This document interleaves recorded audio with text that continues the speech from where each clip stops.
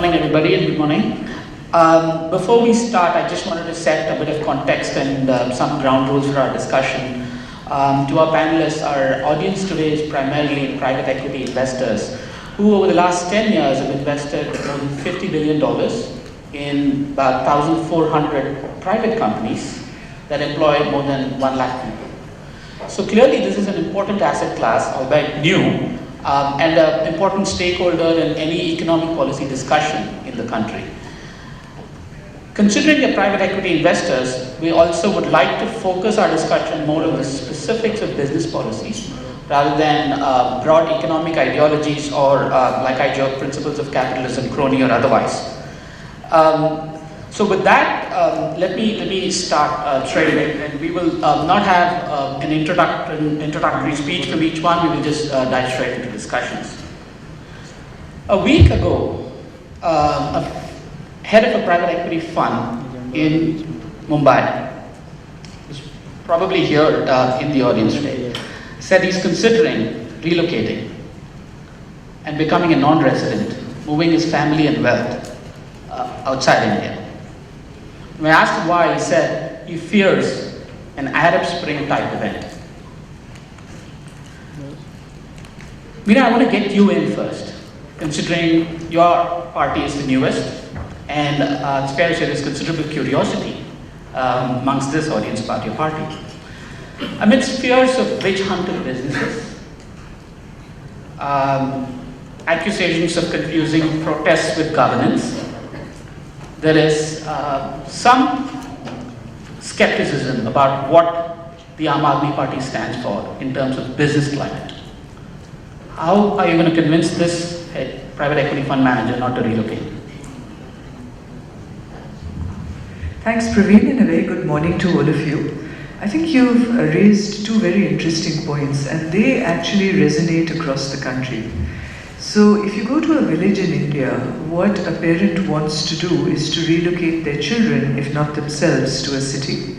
If you go to a small city, they want to go to a bigger town. And if you talk to a wide cross-section of people, and I'm assuming many of us live in either Mumbai or Delhi or Chennai or Calcutta, a lot of us want to send our children abroad. They want them to stay abroad, and ourselves we are considering relocating. And if you look at it from a structural point of view, that is actually a very dangerous thing for this country. Because what it means is that we have moved the destination of our dreams out of India to somewhere else. Ravindra talked about an Arab Spring. I think what we're seeing in India is the same angst that you're seeing not just in the Arab world, but across the world against the political establishment. I would give the analogy coming from the banking world of the Occupy Wall Street movement. Basically, people are saying, hey guys, we don't trust you to do what is right for us anymore. And I think that's what voters across the world, whether it's the far right in the United States with the Tea Party, UKIP in the UK, Grillo in Italy, Malaysia, Thailand, everywhere. I mean, there's a secular trend across the world against the establishment. I think what Aadmi offers is actually the chance to do an Indian monsoon rather than an Arab Spring. Because there is no doubt that we need to sweep some of the bad things in our political establishment away. And without wanting to be bipartisan or polarized or tutu meme, I think we recognize that there's a lot of stuff which is going wrong in Indian politics and in the Indian political system. And I'll just say one or two things before coming specifically to the economic policy, Praveen. And that is that I think what the Aam Aadmi Party has done, and I want to place this before you as investors, is two things which are very interesting. And I think they are very good for India, and I think they're very good for Indian politics. The first is that we have lowered the barriers for entry into politics. So you no longer have to be a son or a daughter of someone. You no longer have to be a glamorous film star. You no longer have to be a big industrialist. You don't have to be a criminal. Now, any of us, the Aam Nagrik of this country, can aspire to get into politics if we so wish, and also to win. So, I stood as an independent. Nothing stops you from standing in an election. But I can tell you it's very, very hard as an independent to win. And so far the perception has been for the BJP, the Congress and the other mainstream parties that you have to fall into one of these privileged classes to get access to that club. So the fact that we have lowered the barriers to entry, I think, is a very, very good thing, because I hope that some amongst you will consider doing what Jayant and I have done, and of course Sanjay did a bit earlier, is to move from corporate life and to bring some of our skills and experiences into the service of our country. The second thing that I think the Aam Aadmi Party has done is to raise the barrier, raise the standards that we expect from our candidates. So, if you remember in 2009, I know Praveen was promising to do that, so let me do it instead. How many of you are registered voters? Will you raise your hands, please? Excellent, wonderful. And this is a very personal question, so I'm going to put it in. How many of you are registered voters in South Mumbai? Okay, well, so very few. So now we know it's not really, so this is not a political pitch then in any sense. But what it's done, if you remember in 2009, many of us were wearing those badges which said, say no to criminals in politics. And yet in the 15th Lok Sabha, more than 30% of our MPs have criminal charges registered against them. Now, I was just delighted, 2 weeks ago when Rahul Gandhi said he was appointing Lingdo, the ex-chief election commissioner, to have a screening committee in the Congress to screen out criminals. And what this is doing is basically it's raising the bar across the political spectrum, which for investors who are scared of an Arab Spring, I think is a very good sign. Because if we can do this in a peaceful way, if we can change our political establishment in a democratic and peaceful way, that is excellent for the country. And I do believe that Aam Aadmi Party has brought about that change. Now, I don't want to hog the space, so I'll just say, and perhaps you'll ask me more questions.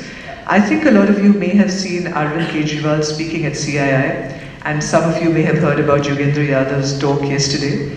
Very simply, the Aam Aadmi Party is not anti-business, it is anti-dishonest business. What we want is enterprise to flourish in India, exactly what you and the previous panel was saying, that young man who said, we want Indians to start believing and investing in our own country.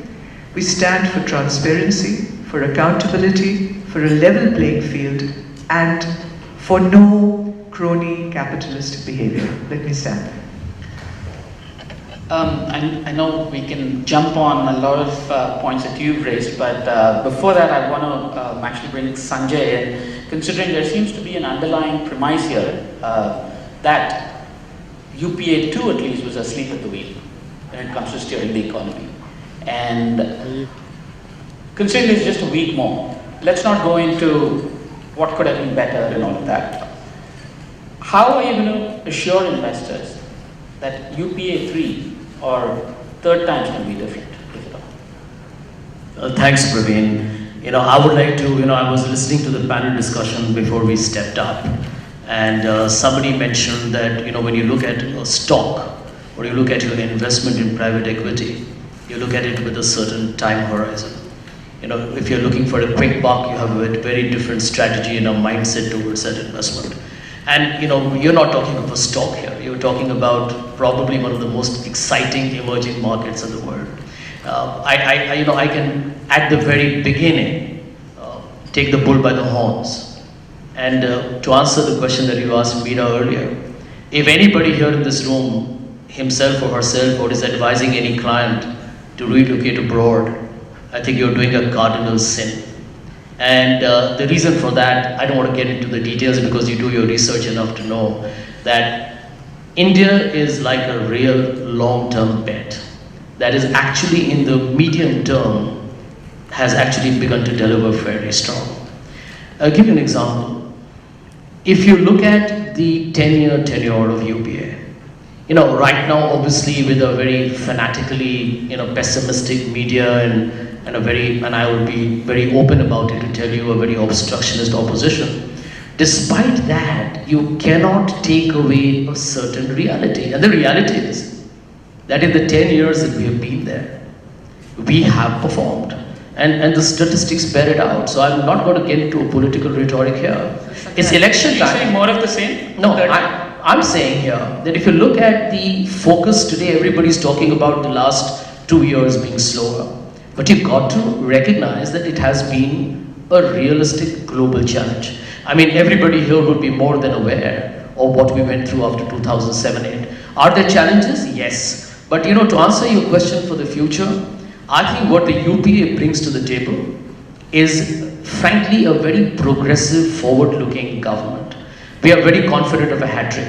I was hearing the last question being talked about what will happen, and there's a lot of talk about Narendra Modi. But the truth of life is that the UPA government over the last 10 years has structurally changed India. And not just in terms of things like the Companies Act, or a better regulatory system for pensions, or FDI in retail, which I think is an issue that we need to discuss today, because that will tell you which way do we parties really view liberalization and going forward. And I want to make one political point to what Meera said. She talked about crony capitalism, but I think her party practices a lot of gaudy capitalism. Sure. I promised the organizers we're not going to get into sloganeering or moralistic judgments about what's crony and what's not. So, Jayant, you may be new to the BJP in a formal capacity, but you're no stranger to this crowd, and you're no stranger to BJP as well. One, I think BJP's economic policy intent is quite well understood, and I think the party has done a good job in articulating that. However, there is one perceptible concern, which is under suboptimal conditions of non-majority, which includes working with allies to pass legislation in parliament. Can the BJP really deliver? Can a Narendra Modi government really deliver? You may support all of the business-friendly policies, but it requires a certain style of working. How do you allay those concerns? Good morning, everyone. First of all, Praveen is exactly right. Till just a few days ago, I would have been sitting with you all. Now I'm sitting here. So in that sense, it's a new role for me. But at the same time, of course, as you know, my father's been in active politics since 1984. He's an IAS officer. So I always have to remind everyone that I'm the son of an IAS officer, not a politician. And therefore, I've had always a professional life. But again, of course, after he joined politics, whether we liked it or not, as a family, we got involved in political processes, both on the policy level, as you can well imagine, as well as in campaigns. And in fact, this 2014 Lok Sabha election, for me personally, is going to be the 6th Lok Sabha election. So in that sense, even though I have sat on that side of the audience, I actually do have a lot of experience on the political side as well. And with that as a background, let me answer your question directly, Praveen, with respect to getting things done. First, I obviously reject your premise that we won't have a full and solid majority. I think all the opinion polls clearly demonstrate that that's going to be the case. I think our economic agenda has already been articulated by a number of folks from our party. I think at some level there is no mystery to it. Because what this country needs is very obvious. I think any one of us who is in the business world or in the investing world or has any passing acquaintance to reading the Economic Times can rattle off the 5 or 6 things that India requires, both in the near term and the longer term. I think the economic agenda for India, the blueprint, the roadmap for us is crystal clear. And what I will respectfully say to my colleagues here is that what it really requires is execution ability. And the person who can get it done, is in Gandhinagar right now and has demonstrated over 12 years that he can in fact get it done. And of course, moving to Delhi as opposed to being in Gandhinagar with a large majority is a different kettle of fish. That being said, the BJP, of course, in the NDA time, 98 and 2004, also led a coalition government. We had a statesman as a prime minister who over multiple sort of occasions demonstrated the ability to work across the aisle. And anyone who knows Narendra ji will tell you that he has an incredible ability to carry everybody with him and to muster popular support for, again, as I said, things that are pretty obvious and that need to get done. In fact, in his ability to appeal directly to voters as well. So I have incredible confidence that first of all we will have a solid majority. We will get done what's obvious and what needs to get done, which frankly the UPA has not done. And then secondly, even if there is an issue of building alliances and coalitions and so on, I think we have the ability, not just with Narendra ji, but with a host and a galaxy of other very capable leaders who have significant parliamentary experience to be able to build the coalitions that are necessary to get things done. And in fact, that is the track record. If you consider Mr. Modi to his opponents, you will see there is only one who has a track record. All of us are investors. We've all put money to work. We know how to put our money where our mouth is. I just submit in front of you who has the track record to get things done. Sure. I'm going to stick to my promise of getting into the specifics now. And there are 5 or 6 areas that is of interest to this particular audience when it comes to business policies. And I'm going to start with FDI in retail/e-commerce. Bharat, while there are seemingly different viewpoints, do you believe, as an independent observer, these are just mere rhetoric among political parties, and when it actually comes to broad economic policy, for example, an FDI in retail and e-commerce, they all share the same vision and the platform? Yeah, actually there is a lot of rhetoric and a lot of posturing, and if you don't mind, I'll just give a reference to recent past, which will make it clear to you. Essentially, there is a big consensus in the country across the parties, regional or national. And between 91 and 96, when liberalization began under Dr. Manmohan Singh Finance Ministry, everybody was opposed to GATT, if you recall. Everybody was opposed to GATT, other than, of course, government. The CPM was opposed and the BJP was opposed. In fact, they said to support GATT is to be anti-patriotic. And later on, 3 governments came. The first one, of course, excluding 13th government of Vajpayee, the Devagowda government and I.K. Gujral government, in which there was participation of the left.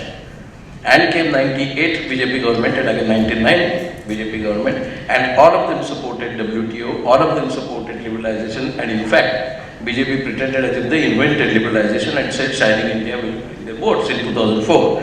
So there was, in fact, a consensus on liberalization, and including Communist, when Buddhadev Dasgupta was CM, he said we have to look at the reality. And so essentially there is a tremendous agreement, and only in parliament or in media they do the posturing and rhetoric to pretend as if they are against each other.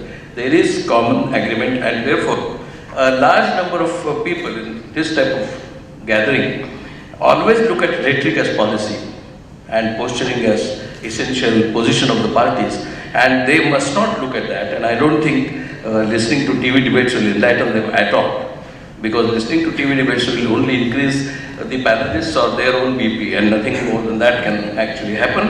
I think there is tremendous amount of consensus across the parties, and once that settles, I'll just give one small example, and because you mentioned Egypt Spring. This is not the first time that such kind of mass revolt has taken place. In 1967, 10 states Congress lost, and it was almost equal to Egyptian Spring. In 1977, Janata Party collected all types of young people, very new young people who were never in politics before. In fact, many people today owe their politics to 1977. That was another Egyptian Spring. Same thing happened in 89, and it was bombarded the headquarters in China under Mao Zedong, and counterculture movement in America, and Cohen-Bendit movement in France, and everything finally settled down to the consensus politics of each country. India is at that stage. Sure, but I don't know if that is necessarily true, at least in FDI in detail, because Meera, I want to bring you in on the 49-day experiment in Delhi, and in terms of what that is done, there has been a very clear reversal of policy, much to the shock of a lot of people that are sitting here. So you can start with not necessarily explaining, but at least telling us where you stand, where your party stands on this particular issue, and then I'll get Jayant and Sanjay specifically on this issue. Sure, so I think, let me just first state that it was very clear in the political manifesto of the Aam Aadmi Party, and by the way also of the BJP, and I'm sure Jayant will speak to that we opposed FDI in retail, and in our case, specifically for Delhi. And what I do want to say is that Delhi is not Bombay, and Delhi is not any other state. Delhi is fairly unique in the fact that it doesn't have any agricultural base, it doesn't have a very large manufacturing base. It is primarily the small entrepreneur. Delhi is a trader. I mean, that is the DNA of the city. And there is a fair amount of empirical evidence, and we've gathered a fair amount of this in different states, to say actually what is the impact when you bring in large format, multi-brand retail. What actually happens? Where does the consumer surplus go? Is it that the mom and pop store which is wiped out is wiped out, and then the margin difference, which is coming in from a wholesale big brand Carrefour, Walmart type of store, is that going to the consumer? And at least the data which we had and our people looked at did not indicate it was the case. So the Delhi story, and I want to be very clear, the Aam Aadmi Party is not opposed to foreign investment, not opposed to investment. We were very specifically opposed to FDI in retail in Delhi for the reasons which are stated and which is there. And I don't think it's necessary to draw a larger picture from that. The other thing that I do want to very specifically state, and I've had discussions with actually fairly senior levels, for example, the Mayor of London was here and with other people, and the question I asked was, I said, can you tell me, just to ascertain your view on this, would a large multi-brand retailer from the UK, for example, invest in India? And the answer I got, which was quite interesting, and let this remain in the closed doors, is that actually the perception is that for any one of this type of company to invest in India, you would be in violation, in the case of UK, of the UK Bribery and Corruption Act. In the case of Walmart, you already know there are sanctions on FACTA against them.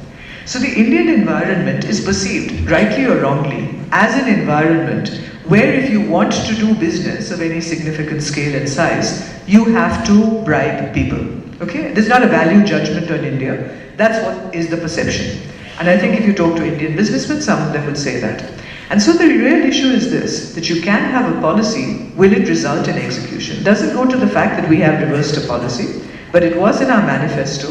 And the other thing I will say, and this is a debate, is that since the UPA government, and Sanjay, I'm sorry, it's not to be political, since this was such a sensitive topic, foreign investment in multi-brand retail was being opposed by a major opposition party for exactly the same reasons, that they perceived that the traders of India, whether for vote bank or not, but they perceived that the small trader in India, the small mom and pop shop, would be negatively impacted.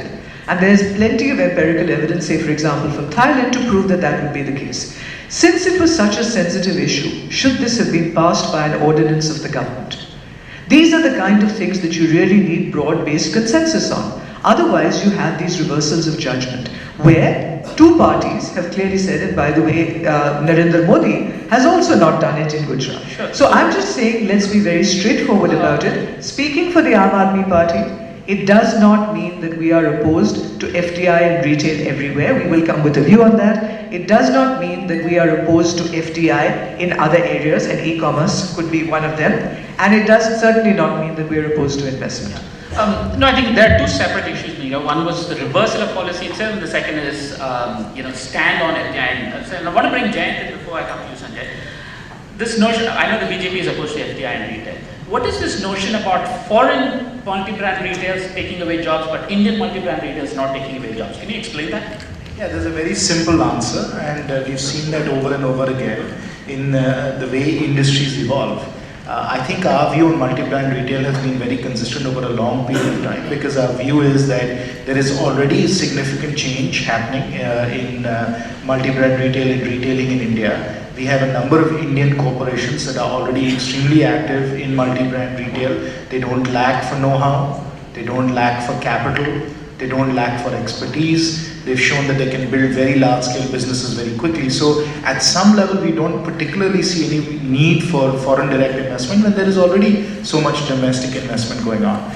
Given how fast the industry is already changing. Is that true, Jan? Yes, there's so much domestic investment in... I think you'll have to ask the Tatas and the Birlas and the Ambanis that are very savvy business people as to how fast they need to invest. If there was in fact a fabulous opportunity to invest and make substantial profits in retail, they would have invested faster. So already the industry evolution is proceeding in the hands of people who are extraordinarily sophisticated and capable business people who are running hundreds of billions of dollars worth of large enterprises, and they know what they're doing. So I think to think that a Tesco or a Walmart can come in and better than a Birla or an Ambani and a Tata is first of all a fallacy that the UPA has perpetuated. I think that's exactly wrong. Our view all along has been that we've got to let the industry evolve at a certain pace. By accelerating it, by having some of these domestic players quickly sell out and make a fortune or whatever, may not be the right way for the industry to evolve, point one. Point two, I don't think exactly as Meera is pointing out that there has been a recent debate and a national consensus has been forged on this issue as well. So there is a question of political process and how to handle such a delicate, tricky evolution. Third thing we have to consider is a jobs issue. Already we have a jobs crisis in India. If indeed we bring in, this kind of a very fast accelerated change in the retail industry, we may have a bigger jobs crisis on hand. So every political party has to take into account the speed and nature of evolution. I can point you many instances in countries around the world, even in advanced, sophisticated democracies such as the United States, when it came to automotive imports, they imposed quantitative restrictions. They didn't let the Japanese come in as fast, and there have been many other protectionist measures that people have used. So the way in which industries evolve is always a political decision, and it has to be, because it is a matter of how people will deal with and grapple with change. And so our position on that as a result of that has been very clear. Now, if you come to e-commerce, we obviously have a situation, and of course I have been an investor in health cards and looked at hundreds of such companies as well. De facto, we already have FDI in e-commerce and in retail and so on. So that's already happening, and we've got to open that up. But with respect to multi-brand retail, our position has been very consistent. We've got to let the industry evolve at a certain pace. We've got to let the adjustment happen. We've got to give people a chance to be able to deal with these issues. Sanjay, if the Congress comes back in Delhi at whatever point in time, would you roll back the decision again? I think whatever point of time is June 2014, so we'll be back. I want to tell you one thing, Praveen. I tend to disagree with what Mr. Sinha said in terms of foreign multinational brands coming into India and not being able to create jobs. In fact, it's entirely to the contrary.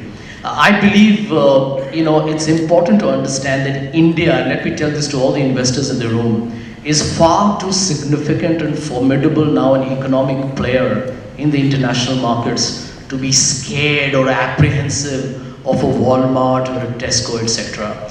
With due respects to both my political panelists here, the truth is that when you have, and everybody knows that, we're not discussing FDI in detail here in multi-brand retail, it improves what are the weaknesses. I mean, the loss of fruits and vegetables are accounting for 40% of your losses. And since everybody talks of inflation, etc., we know supply side bottlenecks is the biggest challenge. I don't think India or its farmers or its traders or its consumers don't deserve better. I think they all do.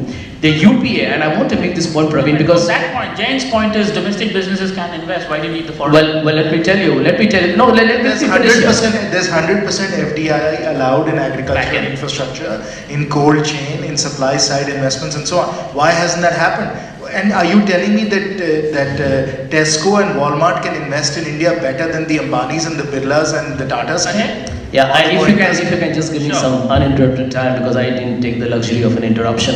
The point I want to make here is very simple.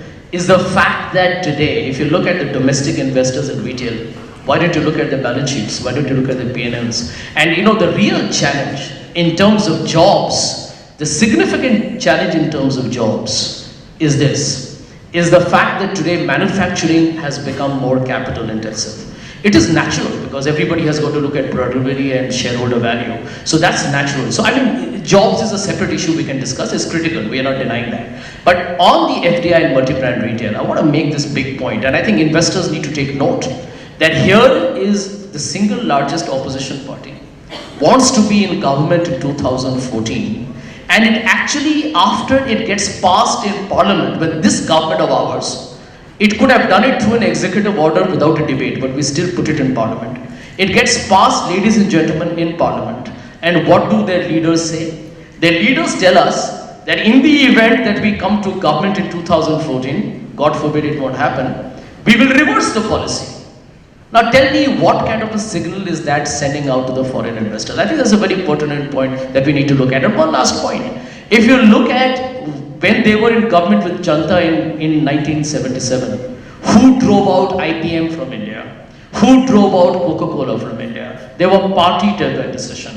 And since they always accuse us of, having a high command in Delhi, I'm going to address it beforehand. There is a high command that sits in Nagpur. It's called the RSS. And RSS has an economic think tank called the Swadeshi Jagran Manch that is absolutely against anything foreign. There's a xenophobia against foreign investors. So I think it's something that we need to really discuss in finer detail as we go ahead. Sure, Sanjay. I don't want to get into high command versus RSS debate in a VC circle event, but it comes back to a point that I wanted to touch upon and bring Kumar in, which is are we just making too much about this whole center thing? Are we not understanding federalism in this country? Aren't we getting more and more increasingly federalistic, which means the states matter? The supposedly Gujarat model of development happened at about exactly the same time when there was supposedly an ineffective center. So aren't states more important? And clearly there are lots of questions that I have, Meera, from the audience that is about the 49-day experiment in Delhi, which clearly shows that state policies can be reversed. So Kumar, are we just making too much of this center? Should we just focus on states, especially as private equity investors? Actually what we are witnessing is a replay of the same debate, only different words. At that time it was called level playing field to Indian industry and Indian commerce between 91 and 96. And entire half of the top level industry opposed and formed in Mumbai called Bombay Club. And Bombay Club opposed everything that Dr. Manmohan Singh was trying to do then. I think same types of argument are being forwarded now. It is just a replay. And the so-called federalization that you talk about, we are federal and we have been following federal policies. Only thing now, the regional parties have become slightly stronger and bolder and louder. And that's why we feel, oh my God, the new federalization has come. It was same in 1967, it was same in 1977. Only difference is, at that time, there was no vast media and social media to hide the tension. And as a result, we feel that this tension is a reality, and the underlying reality is that actually things are moving in a consensus fashion with conflict, with differences, but finally they are arriving at the same destination, and we tend to forget that, particularly those who are in business and want to see the dividend next day, and those who are in politics who want to see the power next day. So those who are seeking dividend and power within 24 hours are creating this rhetoric and posturing. I repeat, it is rhetoric and posturing. Fundamentally, federalization is in. It is not new kind of invention. India has been federal republic. India has been union federal republic in which central government is strong and federal structure remains. So I think this all is a lot of air and lot of gas. Meera, I think let's take on the Delhi question straight on, which talked about federalism and states. Public audit of private sector companies, dramatic reversal of policies, witch hunt of businesses, all in a span of 49 days. If the Aam Aadmi Party were to come to power and say in Haryana, should private equity investors stay away from investing in Haryana-based businesses? So let me tackle the questions head on, and I think that private equity or investors in general can make their calls. On FDI and retail, I think we've discussed that. I think it's quite straightforward. And to be quite honest, I'm still struggling with this because my understanding was that the decision for FDI and retail was not taken through Parliament. It was taken by an executive order, which the government would do, as ordinance. So to that point, I think on these matters, you need a broader consensus. But keep that aside. Let's come to the issue of the power tariffs. Let's understand what we're talking about. Power is a public utility which in Delhi is being provided by 3 or 4 companies owned by 2 private players. One is the Tatas, one is Reliance, right?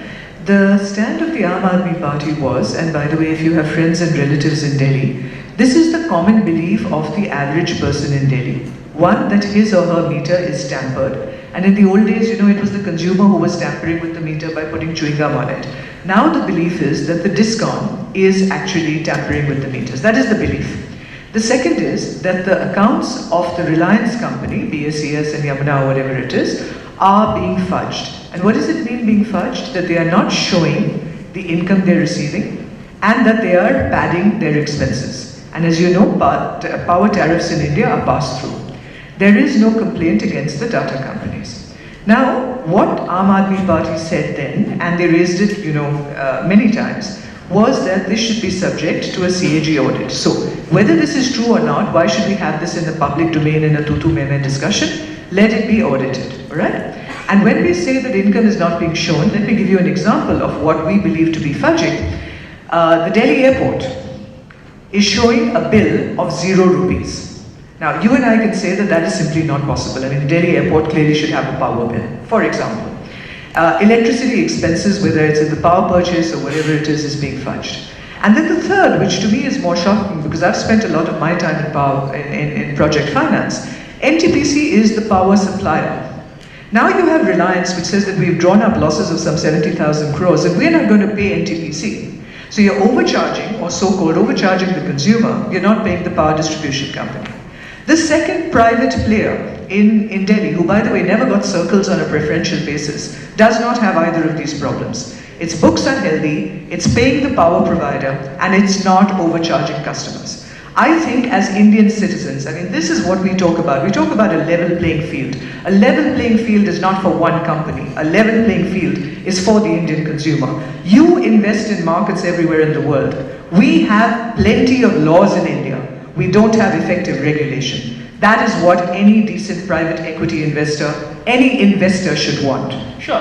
Meera, the entire premise behind that argument seems to be very judgmental, which is you investors do not know what's going on in private companies which are publicly listed and books are out there for everybody to audit, but we believe that that those are fudge. Sorry, that's not at all what I'm saying. What I'm saying is that every citizen in India, if you're paying for a public utility and the bills are going steadily upwards, there is nothing wrong in having those books audited by an independent authority. I simply stand by that.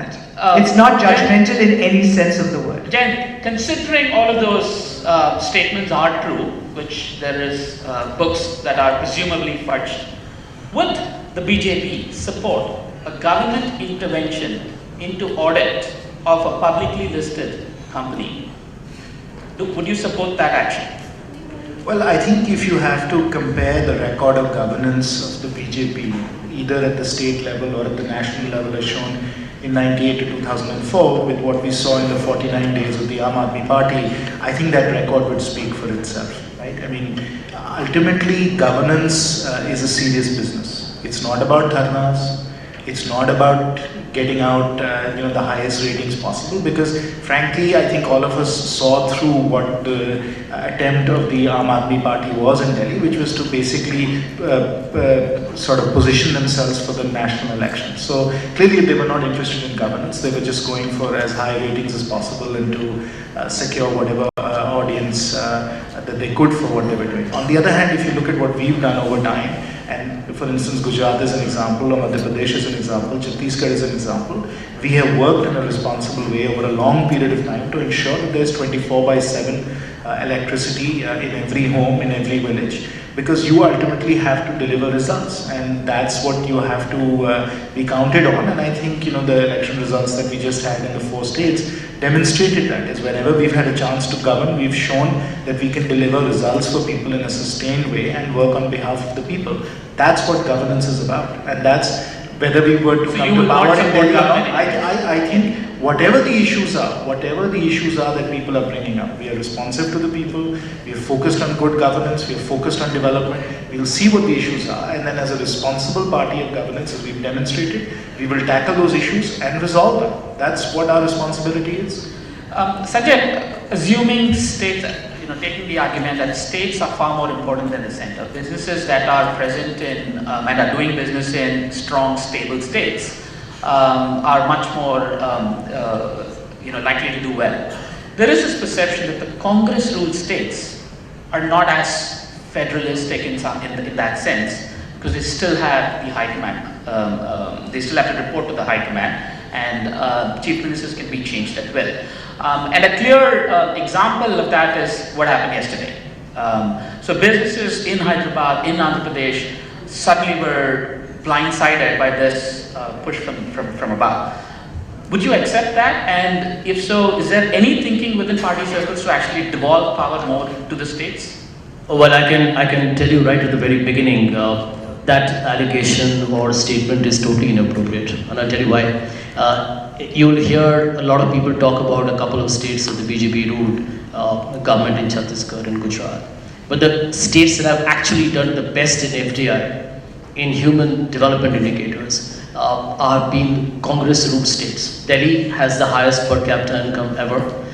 You have had actually in FDI, Maharashtra has attracted 8 times more FDI than Gujarat has. We don't tom-tom about it because end of day development and numbers don't lie. And if you look at Haryana's performance, has been simply phenomenal. We can get into details of it, but I think the fundamental point that I want to make here, which I think even Meera made at the very beginning, that India today under UPA has delivered on the 2 most crucial parameters. This is a challenge for India, ladies and gentlemen. As investors, you need to know that. is one, is that we have, if you look at GDP growth, that is the single most agreed unanimously, approbation is received as that being the indicator of how well you have done as an economy. We have done over 9.5% levels of growth for 4 years. We have done it under very challenging international circumstances, and even on an average, we have done close to 7.8%. So let me tell you that on that parameter, the country has done well along with China, we all know that. And the second point is that India today, as Meera mentioned about Occupy Wall Street, and even in America and parts of Europe, inequality is today being debated as one of the biggest challenges. In India, when we talk of subsidies like right to food, right to education, and Manrega, etc., which a lot of people think is not reform because it is a subsidy, a lot of people don't realize that that's where the real future of Indian growth story is, in the rural areas. So when a Hindustan Lever or telecom companies say we are going rural, that's the story of India going forward. I will agree with one point though, that subsidies delivery needs to be made more efficient so that the leakages stop, because that will ensure that your expenditure is not going to waste. But on a broader parameter, I believe liberalization, we are pro-liberalization. We have taken on an issue that has been talked about a lot during the last 5 years, is corruption. We have passed a Lokpal bill, which is perhaps one of the most powerful in any democracy in the world. We have empowered people through the right to information. And I want to make one point which has just been announced by the government yesterday, which we were discussing in a debate, that now in India you have a pre-legislative consultation with the stakeholders. So I think India is becoming transparent. I think there's reason to believe that we should be extremely bullish on our country, hopefully under a UPA 3. So we're out of time, but the last, what I want to do, one last question is I just want to pick an issue, go through each one of you and just say where your party stands on that. It's simple factors of production, as we call it, economic factors of production for a business. Land, labor, capital. So capital, presumably the crowd here is not that concerned about, but land acquisition, land reforms. Jayant, Meera, Sanjay, what's the party stand on land reforms? Well, obviously there is a Land Acquisition Act that's been passed in Parliament. There were lots of changes that were made to that. I think the implementation of that is going to be very tricky. There's a lot of work to be done to ensure that the process, and I've seen it in my own constituency in Hazaribagh, which is my home state and my hometown as well, as how difficult that can be. I think the implementation and the devil is going to be in the details on that. I'm not sure that that's by any means a panacea for the forward urbanization and industrialization. Do you believe it increased costs of business? I believe it does so, because based on what I've heard from industrialists and so on, they do not see that as a good solution right now. Meera? I think it's the kind of bill that we're going to see more of in the future, because it's talking about consulting with people. I can certainly tell you, as a project financer, the biggest delays that we have seen in all the infrastructure projects are rising out of what people perceive to be unethical acquisition of land. I do agree with Jen that the devil is in the detail. It will increase execution timelines and costs, but in the overall time frame, not having this in place would have been worse. Sure. And Sanjay? Yeah, my quick answer, I think for the investors that's great news actually, because in India, land is the single largest bane of corruption. And the fact that we have put the land acquisition bill through in Parliament tells you that now there is a clear-cut guidelines in terms of acquisition. Sure. And therefore, the whole issue where SEZs failed in India, as Meera rightly said, was on account of the acquisition practices. Okay. So it's a step forward and it can always evolve. Okay, I want to move to the next important issue, which is labor reforms. And Jen, what is the proposal for labor reforms from you? That's being worked on, but absolutely the intent is to be able to do more as far as labor reforms are concerned. So Jess? Well, you'll have to wait for the details. Okay. Meera? We're also work in progress, but what I do want to say is that very much like labor reforms, we recognize that the number of people in the formal work sector is a fraction of what it can be. Because of the labor regulations, people are basically forcing people into the unorganized sector. We recognize that this is something that needs to be done. We need lesser regulation in this area and more employment. So we recognize the problem, we don't have a solution yet. Sanjay? I will tell you that the truth is that the labor market reforms, which has been debated, I'm sure, on these panels for several years, is a sensitive political issue which requires political consensus and maturity. One reason being because of high level of unemployment and inequality in our country. But I think as political parties, we need to get to this solution because it really does inhibit the corporate sector from going ahead with its plans for expansion. It's a significant issue when we look at a manufacturing focus that we hope to bring in the coming time. I would like to add one point here. It has led to an alternative contract labor environment in India, which has led to industrial violence. So I think it's a matter of concern. I think all of us So there's consensus that there is a problem. I think all of us have to be responsible enough to get to a solution. The last one, which is directly about capital, pension fund reforms. A lot of capital is stuck in pension funds that are not released to asset classes such as equities. Jayant? We, of course, as the NDA government initiated pension fund reforms, and all of you know personally that I have been working very hard in my capacity at Media Network to initiate more capital flowing into alternative investments, particularly from pools of capital such as insurance, pensions, and so on. So, personally speaking, I'm very much in favor of that. I think that figure out exactly the best way to do it, but I think the direction is very much to be able to ensure that there's more capital flowing into alternative investments of various kinds. So I think the AIF legislation and the AIF rules are wonderful, and I think that the alternative industry in India is going to really grow in leaps and bounds. Sure. Meera, this is where you're probably conflicted with your liberal hat and as a member of Aam Aadmi Party, a poor man's pension being invested in high-risk asset classes such as equities. Where do you stand? Actually, irrespective, I mean, it doesn't conflict with my liberal views at all. I don't agree with poor man's pension or a rich man's pension, anyone's pension going into equity classes, but I do believe that they should be released to go into long-term debt instruments. There is a fundamental mismatch which is driving the banking sector in this country sick, because banks, which have essentially short-term assets, liabilities and asset mismatch is very, very severe. We are being forced into long-term project finance. It is the pension and the retirement funds and the gratuities, etc., which should be allowed to go into the bond markets. It will also create the bond markets. So I think they do need to be released to go into productive infrastructure investment. I'm not in favor of equity classes. I would say let's start at least with debt. Fair. Sanjay? Yeah, my belief is that if you look at our savings, a lot of it is really still being held in very traditional forms, in property, in gold, etc. India needs, and I completely agree with Meera here, it's the thriving debt market, which we don't have today, but we need to have one. And why not even equities? You can decide on the allocations for it. You probably will not want too much of an exposure to equity, that's understandable. But I do believe that the point has come, because end of day, if you have a thriving debt and an equity market, it makes it very much attractive for people who are looking at big projects in India to actually be able to raise funds in a more efficient and cost-effective manner. So I think the match between supply and demand will happen. But I do believe that, as a government, we will encourage further liberalization in this area. So another point where there is consensus. Kumar, are you feeling hopeful, having watched Indian politics for many decades, after hearing all these three? We clearly have consensus on at least a few things. Are you feeling hopeful? Yeah, if I don't read papers and don't watch TV, I'm definitely very hopeful. And just on the three questions that you raised, I will not take more than a minute, about the so-called devolution of power, and different states have pursuing different policies, then the labor reforms, and of course the political economy of the capital and things. Now, as far as the federalism is concerned, Gujarat has complete prohibition. They inherited from Congress. And Goa, liquor flows through Mandvi River. So there is this two states with the same alphabet starting, Gujarat and Goa, and the same party ruling, BJP, with absolute majority, are having two different policies. So that is the federalism, and that has been going on for many years. Gujarat was always prohibition. So I think there is strong federalism. The second is labor reforms.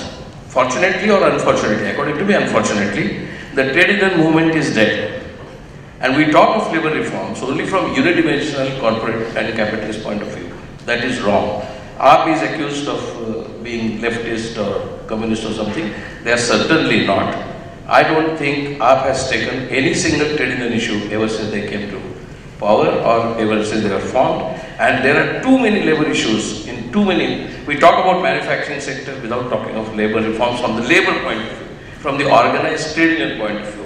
A lot of development in this country has taken place because trade unions fought for rights, for human rights, for labor rights, for fair wages, for minimum wages. and then finally capitalism properly evolved. The so-called today's powerful corporate sector is also because of trading and movement. We talk of labor market without trading and movement is completely wrong. Finally, when you talk of labor, you are also talking of large unemployed army of the people. And those large unemployed army of the people are going to define what the labor policy is going to be. And they can, at that time, forget Egyptian spring, that can be a completely different kind of spring. So I am hopeful because I find that the debate, below the debate, there is something going on in the country which is underlining, strengthening the federal union structure. They are changing, and I think Indian economy is also, forget the growth rates and all that. Growth rates were below 3% and we survived. So now we are 4.9. I don't think we are in any danger of collapse. With that, thank you. I've known each of them, Jain, Meera and Sanjay personally. It's really fantastic that all three of them have decided to devote themselves to public life. So we certainly are in safe hands. Thank you all for joining. And good luck. Good luck again.